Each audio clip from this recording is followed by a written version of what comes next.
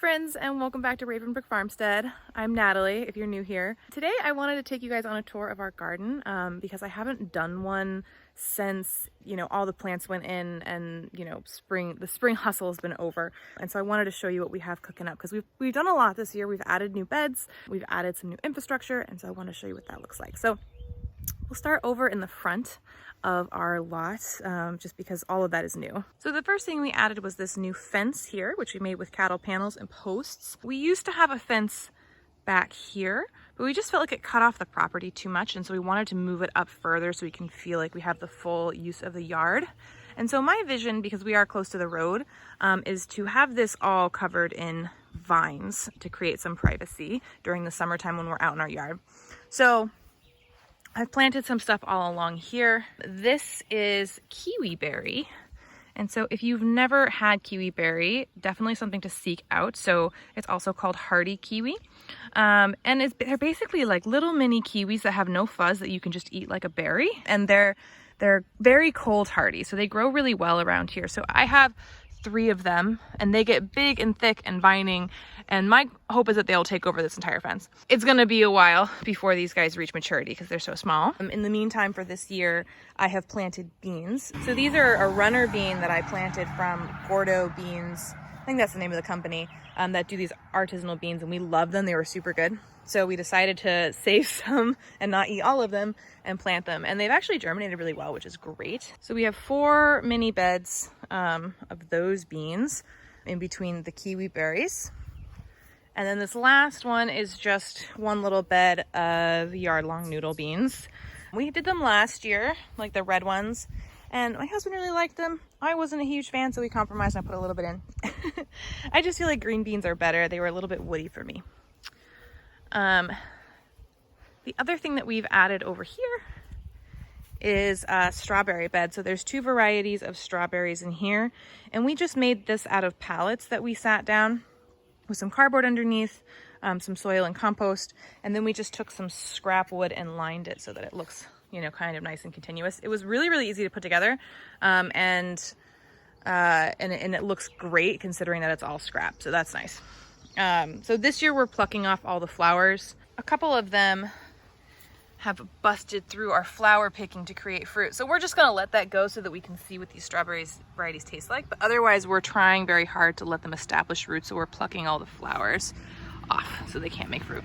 So next year, hopefully we'll have a good berry harvest. In the midsection of the yard, we planted a bunch of fruit trees. So we've got a couple of cherry trees, 3 of them. And then we have some apple and pear trees through here. And then we have a couple of peaches in the back that we planted last year. And then a couple of plum trees over there. And so that's really exciting. We're just trying to put in the infrastructure so eventually we can have a lot of fruit. We also, around our chicken coop, hi chickies, planted some honeyberries. So there's, I think, 4 honeyberries. I've never had honeyberry, so I'm really, really excited for these guys to fruit because I've heard they're quite good. They also grow really, really well here. We also got 2 fig trees. So we tried to grow figs on our sun porch last year, and unfortunately it didn't really survive the winter. It got too cold, just because, again, figs aren't usually natural to Maine. But we are gonna give these another go this year. There's a guy in our community that is like a wizard at growing figs up here, which is where we got these particular little seedlings. And so what he does to protect them from the cold, he does 2 things. So he has a whole set that he has in pots. I wish I had some film of us going over to his house and looking at them because it was really cool. So he has them in these massive pots, and then every winter he brings them in and puts them in his basement where it's cool, but it never gets too cold, and then he just brings them out in the spring. And these things are massive, like trunks, like super thick, big trunks. I was so impressed to see the size of this tree that he had in a pot, and they were, I think, like 7 or 8 years old and produced a ton of fruit. So we're gonna give that a try with these guys. The other thing that he did too is he had some in ground that he had for many, many years as well. And he would just cut them all back and then weigh down the branches and then really mulch and cover the top to insulate them over the winter. And he said that between the 2, they both produced fruit, but the amount of growth catch up that the other ones had to do, they don't produce as much as the ones that he wheels into his basement. So I don't know that we're gonna use this, take up the space to try that second method. We'll just do what's tried and true. But figs are one of my favorite fruits. And so if I can accomplish growing them, I'm gonna be a really happy camper. It's also something new that we discovered this year because it didn't pop up last year. And that is 3 really large, fully mature blueberry bushes. They didn't fruit or flower. I'm not really sure why last year, so we didn't know that they were here. But this year they're in full force. So I'm really glad that we didn't cut them back because we did do a lot of pruning last year. And that just goes to show if you buy new property, let things grow out for a couple years because you never know what's gonna come up. So let me show you. So it's these guys, and this year they're fully loaded. Look at all these berries. Just so many blueberries. It has clearly not been pruned or cared for in a number of years. But despite that, the amount of growth and fruit that are on these guys is unreal. So I'm really excited to maybe start caring for them properly, and then we can get some really excellent harvests. I'm also a little bit relieved because our blueberry bushes we planted last year have not really flowered or fruited, and I think that's my fault because I didn't have the time to properly care for them this year. We have some black raspberries. I think these ones are the black raspberries. Regardless, we have some raspberries coming in here as well, but they were there last year.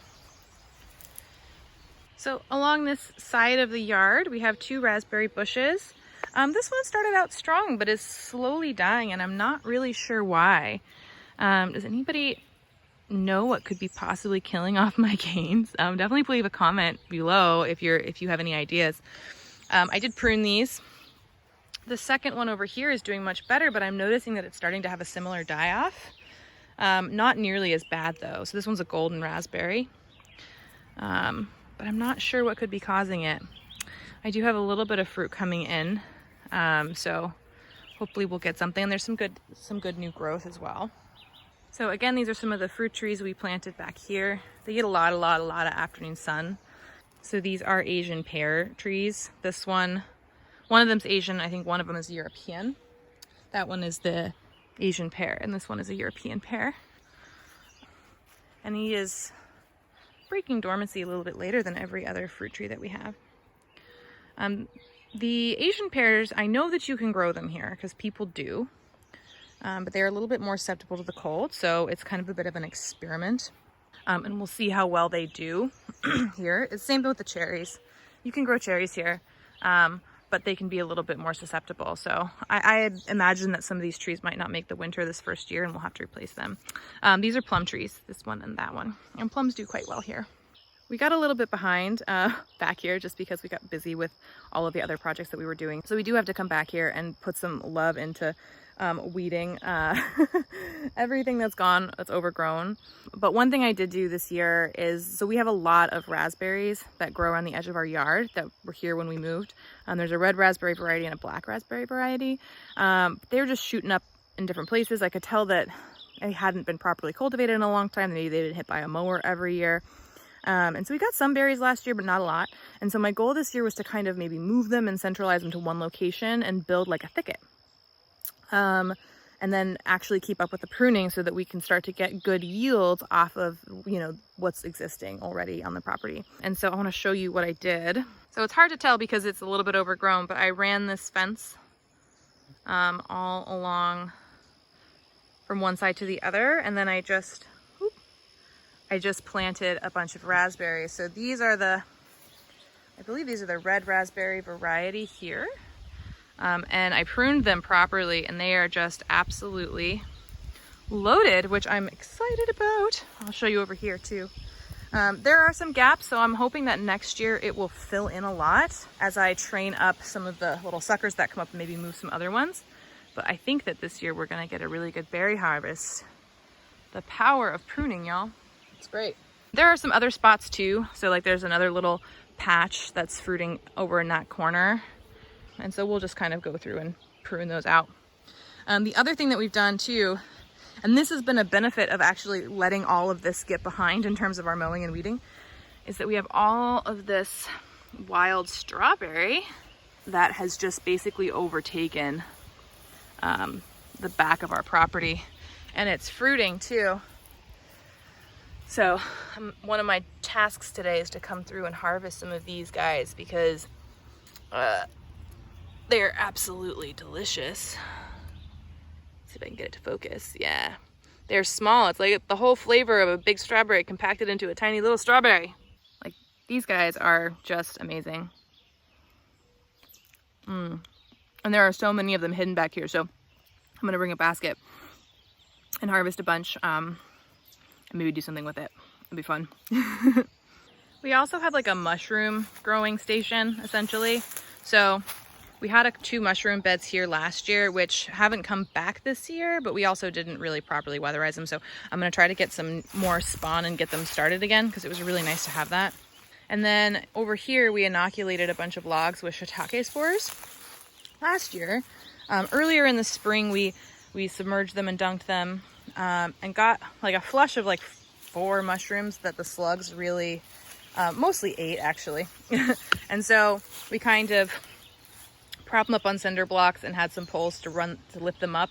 And then we put diatomaceous earth around. So the slugs stopped getting to them, but unfortunately then it got very dry. And so we haven't gotten any more mushrooms. It also got pretty cold. And so I think it was too cold for these guys, especially the overnight temperatures. It looked like we were breaking into like more substantial spring, and then we had a cold snap again. So we're going to have to dunk these again and see if we can get a flush maybe in a couple of weeks.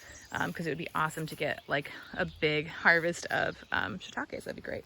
So now we'll come into the main part of the garden. I've sort of walked you guys around the perimeter, but this is the main plot of the garden. I've gotten a little bit behind on weeding this year. Isn't that every year? So this first bed here, I have, I think, Torrangina tomatoes. So they're like a substitute for sun sugar because I couldn't get any of those seeds. And then I have a couple of type of peppers and some eggplants around the side.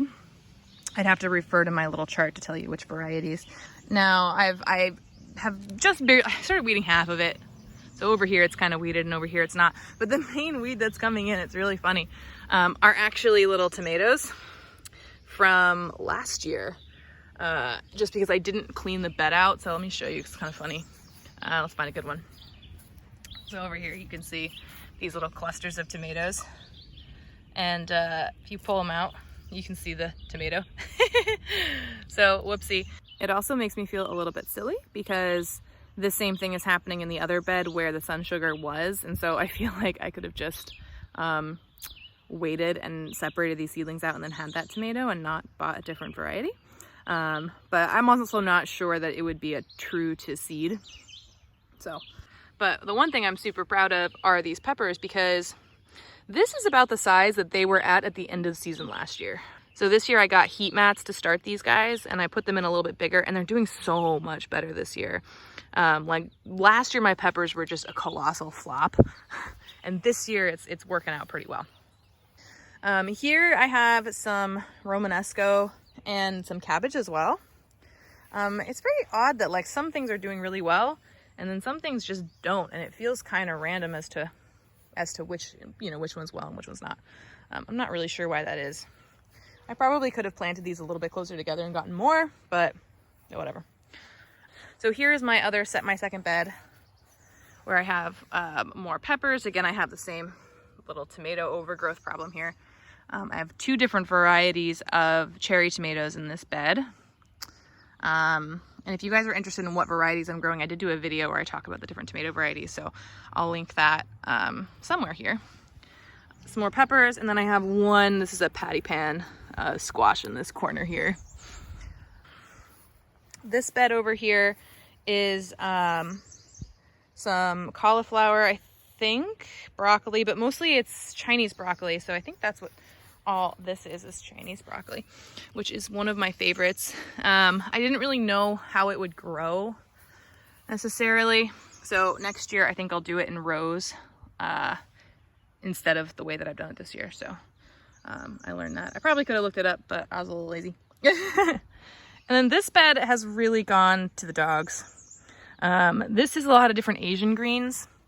So I have mustard greens, some Napa cabbage. But one thing that we did this year is, so we put this mulch down. And this is, we had a fell a tree last year. And so we had this big pile of this kind of finer wood chip that we overwintered. And so we were like, great, we'll use the wood chip, because one of our big challenges last year was keeping the soil moist when it was hot, because we were losing a lot to evaporation. But part of why we had that problem is because we were using like a loam compost mix because most of these beds were new, and so I felt like the water retention in that wasn't very good because it was a little bit sandy. And so we're like, okay, great, we have all this wood chip, it's free, we'll use it. And the challenge that I've had is it didn't suppress the weeds enough, but now it is incredibly hard to weed. Like it's really hard to pull this stuff up. So I'll show you here real quick. So this grass started coming in and I could see it when it was really small, like when it was, you know, this size, but like it's super hard to pull. I can't just like scrape it off because of the wood chip here. And like if I'm pulling some of these weeds, I feel like I'm mixing the wood chip into the dirt, which I really, really don't want to do. And so it's become a real hot mess. So I think what I'm going to do is just take it all out and forget about the wood chip as a mulch. In general, I also feel like I have come to the place where I don't really want mulch. So over here, I have potatoes and I used straw mulch for the potatoes and I've kind of partially removed it. And I find that I have the same problem where it doesn't really suppress the grass and the weeds enough, but it makes it harder to weed. And so I end up putting it off and then it becomes a huge mess and it's frustrating. The other challenge that I'm having with it is that because I'm like over relying on the mulch and I feel like I'm not watering as often, it's harder for me to tell when it needs to be watered. And then when I water, not all of it will seep through. So I feel like it's not accomplishing what I want. And there are a lot of beds that we have that have no mulch. And they're doing so much better because I can tell when it needs to be watered a lot easier. And so I've been more on top of watering those beds. And whenever there's weeds, they're really easy to pull. And so I've been able to keep up with the weeding. And we did put a layer of compost over it, so the moisture retention is better. So I think in the future, maybe for next year, I'm just gonna put compost down and I'm not gonna mess with mulch at all. And we'll see how that goes. Because this year has been a battle, I think. But yeah, anyway, this is our first year growing potatoes. So these are, I love the flowers, they're so pretty. These are purple passion potatoes. I'm really excited about them. So in this bed, I have tomatillos, which is something, again, I didn't grow last year, but they're doing quite well. I'm very pleased with the strength and vigor of these tomatillo plants. And then I have tomatoes. This is a standard Napa cabbage. This is a red Napa cabbage, which I grew last year. They never made heads last year, but they were delicious regardless. So what they did last year, and they're also, a lot of them are doing again this year, is they're having this kind of growth pattern. However, the stalks and these little like bolty bunches are like the tastiest things I've ever had. And so I honestly don't want it to make a head. I kind of wanted to do that because it is delicious. But again, I feel like this bed has been super neglected, honestly, because of the mulch. And I'm also finding that the peppers aren't doing as well. So this, I believe, is a habanero. And I have never had any luck growing habanero or habanada. They always stay puny and tiny, and this year is no different. And I don't know if it's because the habanero and habanada are both in the mulch, or if it's just we have not a good climate for it. If anyone has any tips on how to grow habanero and habanada peppers, please give me a shout because I'm dying. I want them so bad and they just don't grow well. So the second bed over here is similar. I think this is where the habanada is, and they just look exactly the same. They're staying super small. I have a couple of Brussels sprouts intermixed here and there. This bed is really, really similar, just different varieties of tomatoes. And then here I have some delicata squash that I'm gonna try trellising up this, and we'll see how it goes. I have some delicata on this side as well, because it's my favorite squash. Let's start on this side over here. I had some arugula here that has now gone to seed. I need to pull this out and maybe plant some beets or something else in here. These were daikon radish. I love the flowers. I've been actually snacking on the flowers, but I have found that the radishes themselves, and I think this is partially because I was not good about watering, are like really woody and they didn't develop well. So I'm keeping them here because I've been enjoying the flowers. And this bed here, and again, as you can see, no mulch, also not really much in terms of weeds. So, you know, but I have two types of melons. I need to thin these out. But these are Hami melons that we have saved seeds from eating Hami melons. And I wasn't sure what the germination was going to be, so I planted a lot. So I'm going to thin these out. And then down there's Korean melons. We have a row of carrots. And then we have two different varieties of cucumbers and some eggplant. And then this is some more of the patty pan squash. So my vision for this bed is that the melons are going to kind of spill over the side into the grass, which it kind of did last year. And I found that the fruit was better when it was spilled over into the grass. Like it didn't get as moldy or dirty or whatever. And it looked gorgeous. So this bed, we have some of the Dragon Lingerie beans, which a friend of ours grew last year and they were delicious. Now, this is a challenge that I'm having with beans, is that they say it's bushing variety, and sometimes it feels like it is bushing variety, and sometimes like this it says it's a bush bean, at least that was a seed packet, and it's starting to vine out, and I'm like, well, I wasn't anticipating that. I thought it was going to stay yay high. So I'm going to have to figure out some way to support these. I have some beets tucked in here that are almost ready to go, some peppers, and then again two types of cucumbers here. And then this has been my pride and joy. These are starting to kind of bolt up, so we're gonna have to remove them and eat them pretty quickly.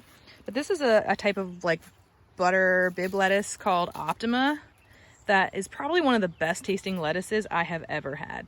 It is so good, and it is heat tolerant for the most part. Like all my other greens have bolted at this point, except these babies are only just now doing it.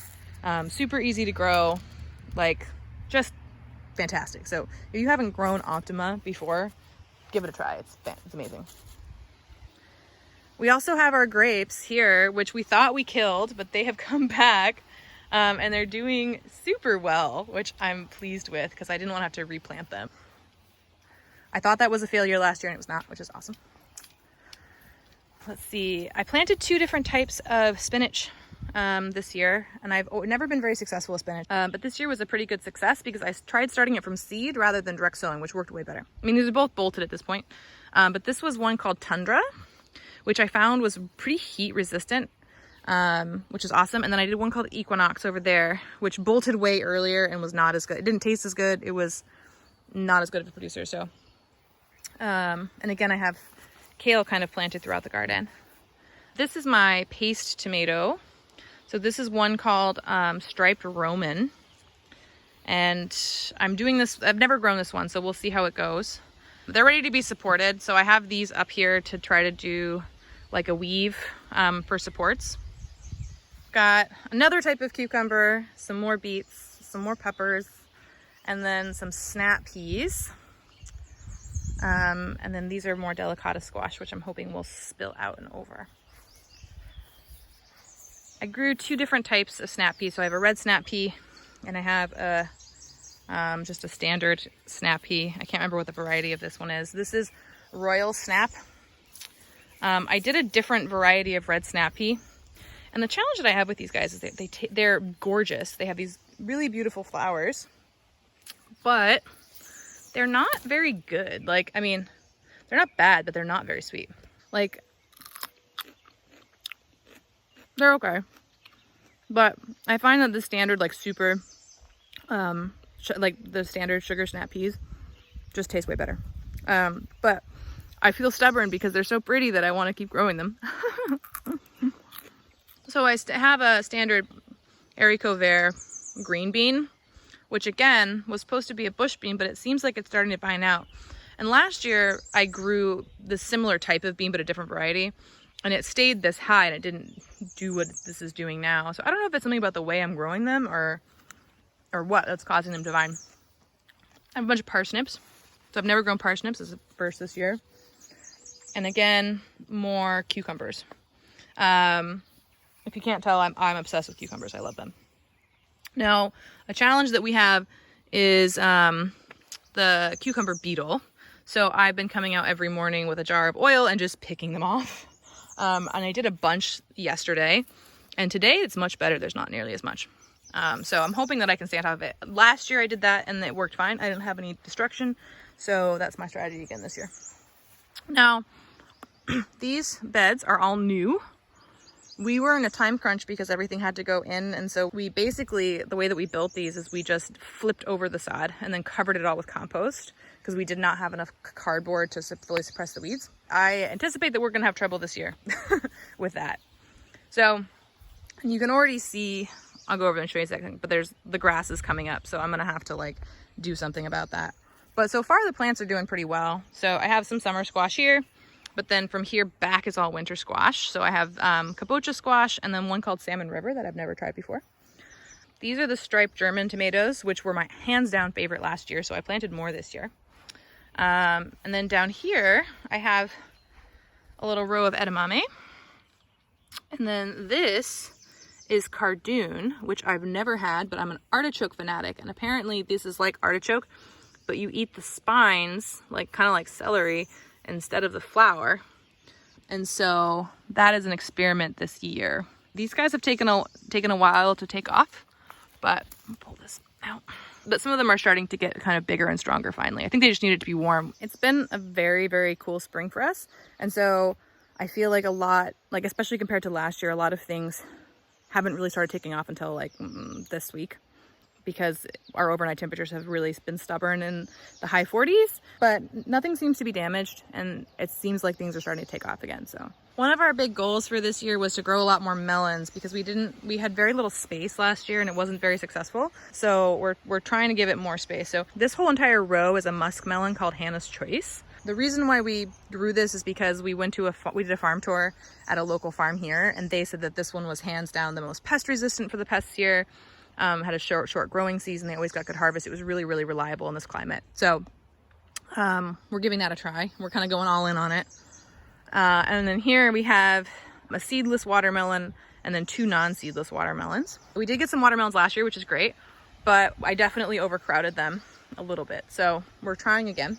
And then here is our combo asparagus strawberry patch. And the asparagus came up. This is a purple asparagus. I regret doing this. So if anyone has gone on and they're seeing all these really great videos about growing strawberries and asparagus together, I wish I hadn't done it. And that's mostly because I could have gotten a lot more asparagus into this bed, so I only planted half the crowns I had. I could have extended the bed all the way back and gotten more, but I feel like I would have just preferred to have this whole zone be a bunch of asparagus as opposed to really limiting the amount of asparagus I have, because now I feel like I have to put in a second bed to get enough, and that's a bummer. So I have regrets. And again, just like the other strawberry, I'm trying to pull the flowers, but I missed a bunch, so I'm just gonna let this go so I can taste one this year and see how that goes.